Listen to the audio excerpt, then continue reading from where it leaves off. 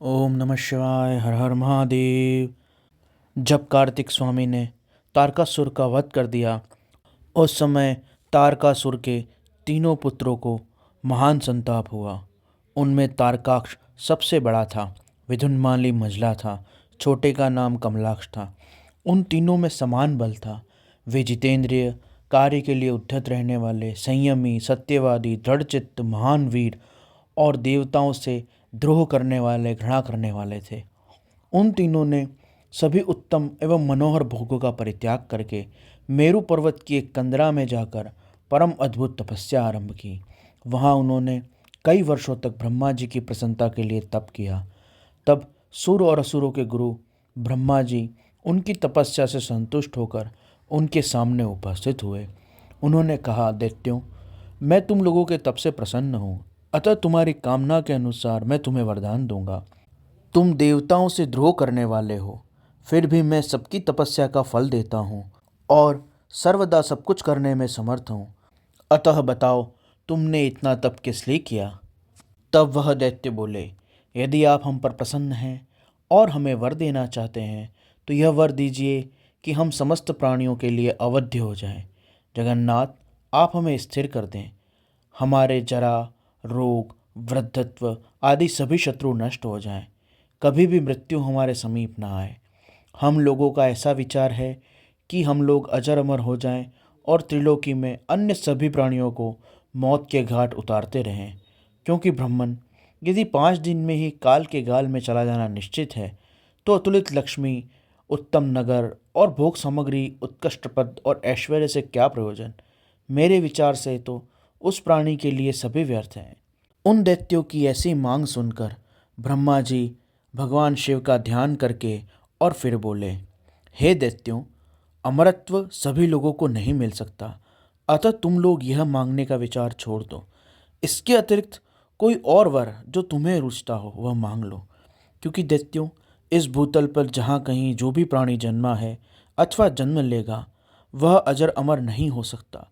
इसलिए असुरों, तुम लोग स्वयं अपनी बुद्धि से विचार कर मृत्यु की वंचना करते हुए कोई ऐसा दुर्लभ और दुसाध्य वर मांग लो जो देवताओं और असुरों के लिए अशक्य हो। इस प्रसंग में तुम लोग अपने बल का आश्रय लेकर पृथक पृथक अपने मरण में किसी हेतु को मांग लो, जिससे तुम्हारी रक्षा हो जाए और तुम्हें मृत्यु वरण ना कर सके। ब्रह्मा जी की बात सुनकर वह दैत्य कुछ घड़ी तक ध्यानस्थ हो गए और विचार करने लगे। फिर ब्रह्मा जी से बोले, भगवान, यद्यपि हम लोग प्रबल पराक्रमी हैं तथापि हमारे पास कोई ऐसा घर नहीं जहां हम शत्रुओं से सुरक्षित रह सकें, सुखपूर्वक निवास कर सकें। अतः आप हमारे लिए 3 नगरों का निर्माण कर दीजिए जो अत्यंत अद्भुत, संपूर्ण संपत्तियों से संपन्न और देवताओं के लिए उन नगरों तक पहुंचना असंभव हो, देवता उसका प्रघर्षण न कर सकें। लोकेश, आप जगत गुरु हैं। हम लोग आपकी कृपा से ऐसे 3 पुरों में अधिष्ठित होकर पृथ्वी पर विचरण करेंगे। इस बीच तारकाक्ष ने कहा कि विश्वकर्मा मेरे लिए जिस नगर का निर्माण करें वह स्वर्णमय हो, देवता उसका भेदन न कर सकें। कमलाक्ष ने कहा, चांदी का बना हुआ अत्यंत विशाल नगर मुझे प्रदान करें। विधुन्माली ने प्रसन्न होकर वज्र के समान कठोर लोहे का बना हुआ बड़ा नगर मांगा। ब्राह्मण, ये 3 पुर मध्याह्न के समय अभिजीत मुहूर्त में चंद्रमा के पुष्य नक्षत्र पर स्थित होने पर एक स्थान पर मिला करें और आकाश में नीले बादलों पर स्थित होकर ये क्रमशः एक के ऊपर एक रहते हुए लोगों की दृष्टि से ओझल रहे हैं। फिर पुष्करावर्त नामक काले मेघों की वर्षा करते हुए 1 सहस्त्र वर्षों बाद ये नगर आपस में मिलें और एक एक भाव को प्राप्त हों, अन्यथा नहीं। उस समय कृत्तिवास भगवान शंकर, जो वैर भाव से रहित, सर्वदेवमय और सबके देव हैं, वे लीलापूर्वक संपूर्ण सामग्रियों से युक्त एक असंभव रथ पर बैठकर अनोखे बाणों से हमारे पूर्व का भेदन करें। किंतु भगवान शंकर तो सदा हम लोगों के वंदनीय और पूज्य हैं, अभिवादन के पात्र हैं, अतः वे हम लोगों को क्यों भस्म करेंगे? मन में ऐसा विचार करके ही हम ऐसा दुर्लभ वर मांग रहे हैं। उन दैत्यों के इस वचन को सुनकर सृष्टिकर्ता लोक पितामह ब्रह्मा ने शिवजी का स्मरण करके उनसे कहा, अच्छा ऐसा ही होगा। फिर मय को आज्ञा देते हुए उन्होंने कहा, हे मय दानव, तुम सोने चांदी और लोहे के 3 नगर इन तीनों भाइयों के लिए बना दो। मय को आदेश देकर ब्रह्मा जी उन तारक पुत्रों के देखते ही अपने धाम स्वर्ग को चले गए। उसके बाद धैर्यशाली मय ने अपनी तपस्या के बल से नगरों का निर्माण आरंभ किया। उसने तारकाक्ष के लिए स्वर्णमय, कमलाक्ष के लिए रजतमय और विधुन्माली के लिए लोहमय, इस प्रकार 3 उत्तम दुर्ग तैयार किए। वे पुर क्रमशः स्वर्ग, अंतरिक्ष और भूतल पर निर्मित हुए थे।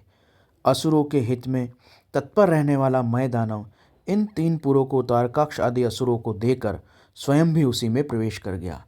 इस प्रकार उन 3 पुरों को पाकर महान बल पराक्रम से संपन्न वे तारकासुर के पुत्र उसमें प्रविष्ट हुए और समस्त भोगों का उपभोग करने लगे। वे नगर कल्प वृक्षों से व्याप्त थे, हाथी घोड़ों से संपन्न थे। उनमें मणिनिर्मित जालियों से आच्छादित बहुत से महल बने हुए थे। वे पद्मराग के बने हुए सूर्यमंडल के समान चमकीले विमानों से शोभायमान थे। उन विमानों में चारों ओर दरवाजे लगे हुए थे। कैलाश शिखर के समान ऊंचे और चंद्रमा के समान श्वेत उज्जवल दिव्य महलों, प्रसादों और गोपुरों से उन तीनों नगरों की अद्भुत शोभा हो रही थी।